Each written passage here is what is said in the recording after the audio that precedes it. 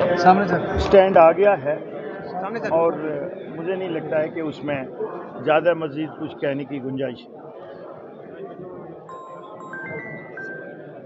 Sir जिस तरह से जो कमिटमेंट सरकार की होती हैं और ये विज़न डॉक्यूमेंट होता है और वो कहीं उनके अपने ही मैनिफेस्टो से मेल नहीं खाता है।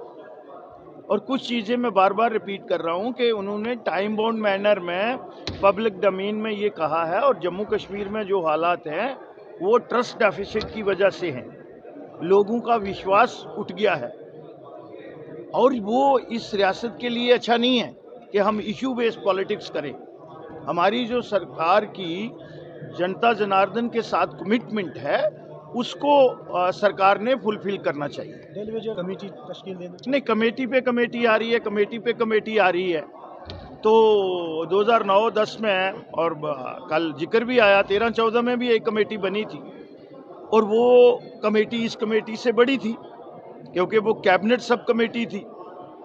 उसमें नंबर्स भी हैं, डिपार्टमेंट भी 47 हैं, कौन कौन लोग हैं उनका भी रिकॉर्ड है। अगर सरकार के पास नहीं है तो मैं उस समय उस कमेटी का एक मेंबर था, मेरे पास वो सारा रिकॉर्ड जो है वो मौजूद है। तो लेकिन मुझे लगता है कि ये कहीं ना कहीं इश्यू को डिविएट करने के लिए एक और कमेटी बन गई है। तो चलो अब चाहिए थी कमेटी, मुझे लगता नहीं है, कमेटी को ही लगता है कि सरकार ने इसी सरकार ने और चीफ मिनिस्टर साहब उस समय उस सरकार के भी चीफ मिनिस्टर थे और जो इस समय ऑनरेबल स्पीकर साहब हैं वो उस कमेटी के चेयरमैन थे।